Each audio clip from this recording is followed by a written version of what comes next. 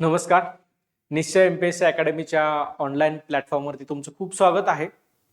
आपलं जे काही संविधान सिरीज चालू आहे त्या संविधान सिरीजचं आजचं जे आर्टिकल आहे ते आर्टिकल 13 मध्ये काय सांगितलेलं आहे त्या संदर्भात चला डिस्कस करूया.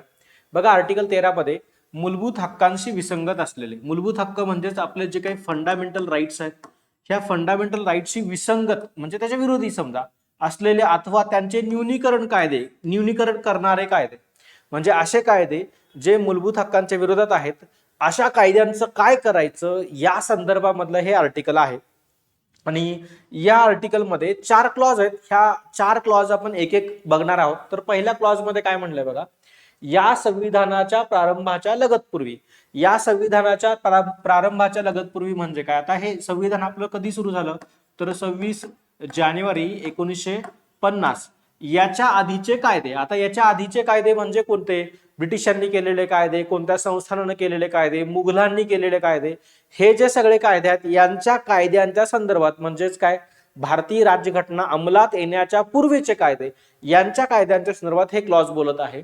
असे कायदे भारताच्या राज्यक्षेत्रात अंमलात असलेले सर्व कायदे जेतवर ते म्हणजे काय ते कायदे या भागाच्या म्हणजे कोणत्या भागाच्या भाग 3च्या म्हणजेच कोणा संदर्भात मूलभूत हक्का संदर्भामध्ये तरतुदींशी विसंगत असतील. म्हणजेच काय, हे जर कायदे मूलभूत हक्काच्या विरोधात असतील तेतवर अशा विसंगतीच्या व्याप्तीपुरते शून्यवत असतील, व्हॉइड असतील, नल असतील किंवा ते रद्द होतील असा त्याचा अर्थ होतो. म्हणजे सोप्या भाषेमध्ये जर समजा संविधानाच्या आधीचा कायदा, बरोबर आहे, आता भारत सरकार तर तेव्हा नव्हतं, ब्रिटिश होते, मुघल्स होते, वेगवेगळी संस्थानं होती, वेगवेगळे राजवाडे होते, यांनी त्यांच्या कार्यक्षेत्रामध्ये किंवा त्यांच्या राज्यक्षेत्रामध्ये जे राज्यक्षेत्र आता भारताचं राज्यक्षेत्र झालेलं आहे अशा ठिकाणी एखादा कायदा अंमलात असेल आणि तो कायदा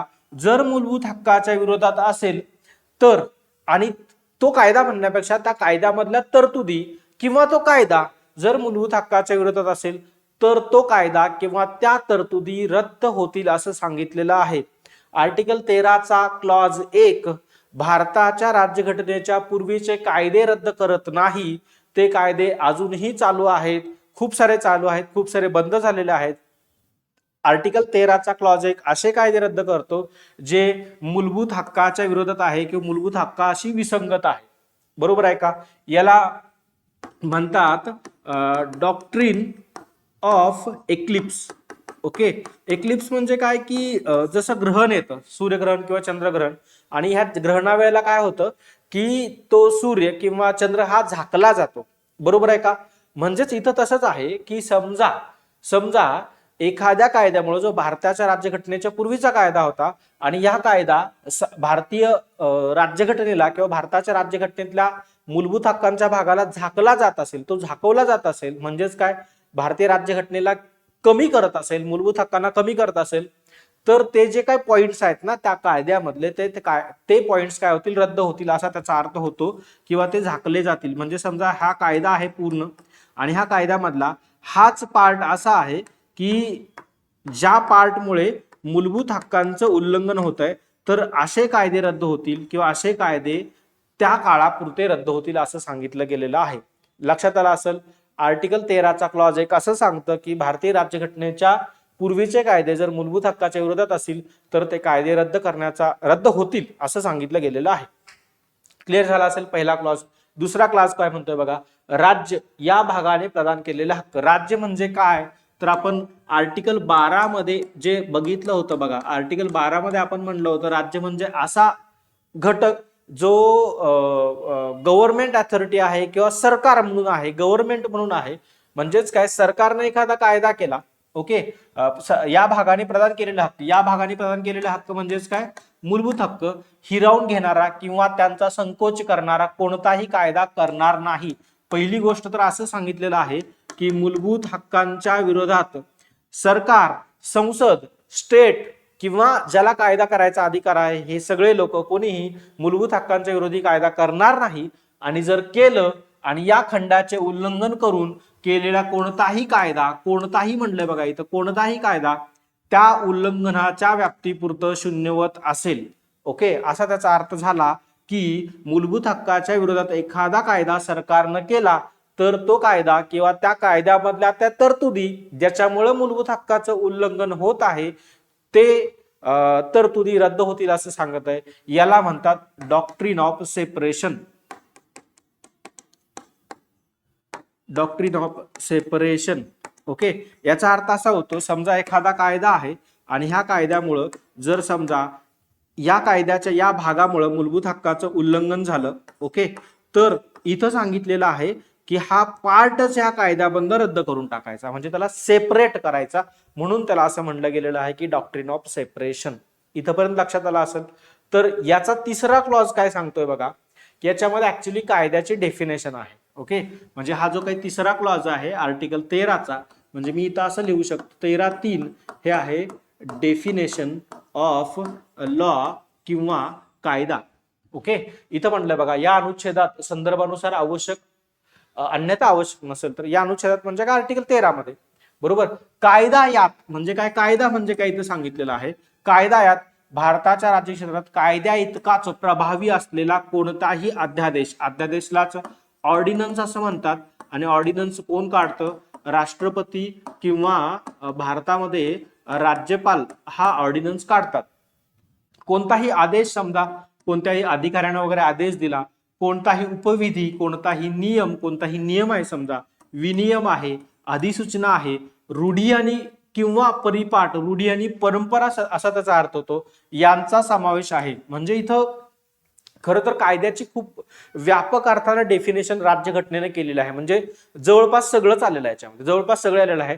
पण इंटरेस्टिंगली एक पार्ट नाही आलेला आहे, आणि तो कोणता पार्ट आहे तर घटना दुरुस्ती. बघा, घटना दुरुस्ती जी आहे, घटना दुरुस्ती भारतीय राज्यघटनेच्या 13 ओके आर्टिकल 13(3) मध्ये नाही आहे. ओके, घटना दुरुस्ती हा पार्ट नाही आहे, बाकी सगळं त्यांनी त्याच्यामध्ये सांगितलेलं आहे, हे मूळ राज्यघटनेनुसार आहे.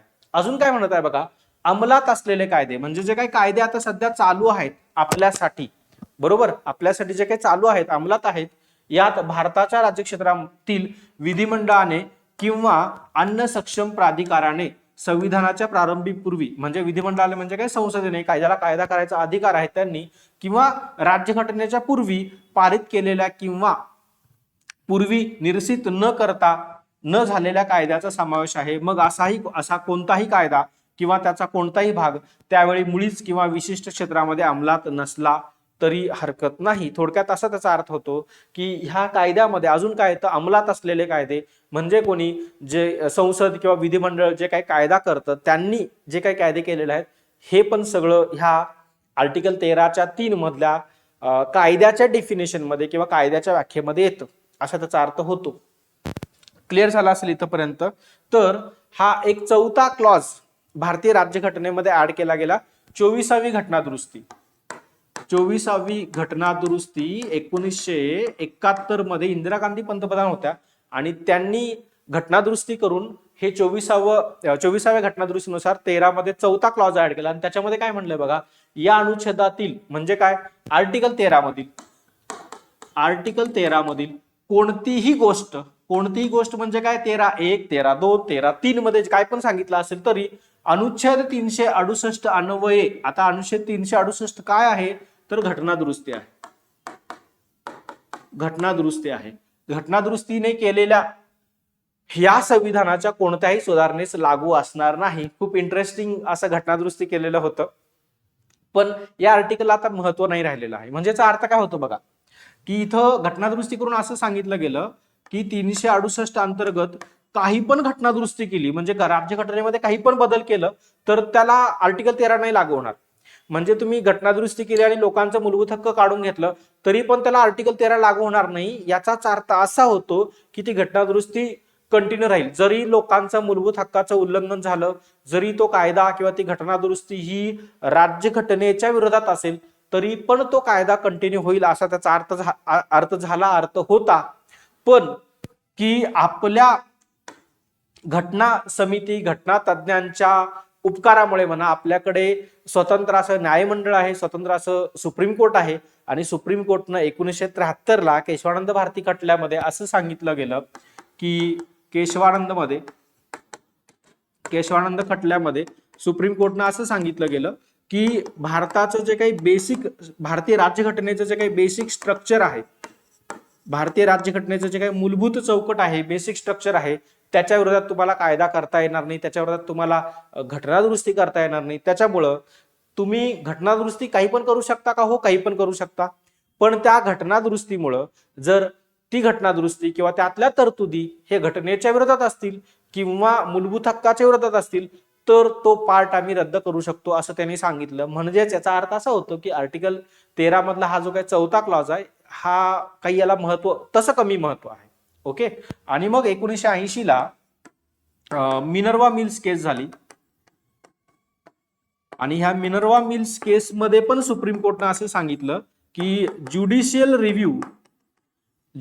Review is basic structure of Indian constitution. आणि त्याच्यामुळं की सुप्रीम कोर्ट किंवा जे काही ज्युडिशरी आहे ते कायद्याचं पुनर्विलोकन करतं आणि ते कायद्याचं पुनर्विलोकन करणं हे बेसिक स्ट्रक्चरचा भाग असल्यामुळं आम्ही ही घटना दुरुस्ती किंवा आम्ही एखादा कायदा संसदेचा रद्द करू शकतो किंवा त्याचा रिव्ह्यू करू शकतो असा त्याचा अर्थ होतो.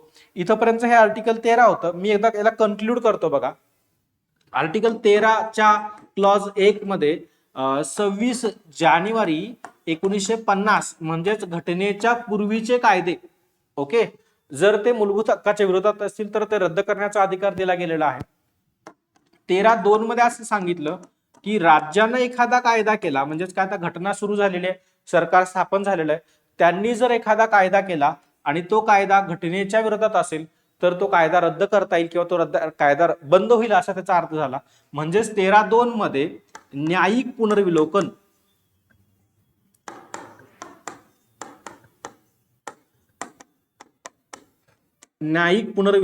म्हणजेच त्याला ज्युडिशियल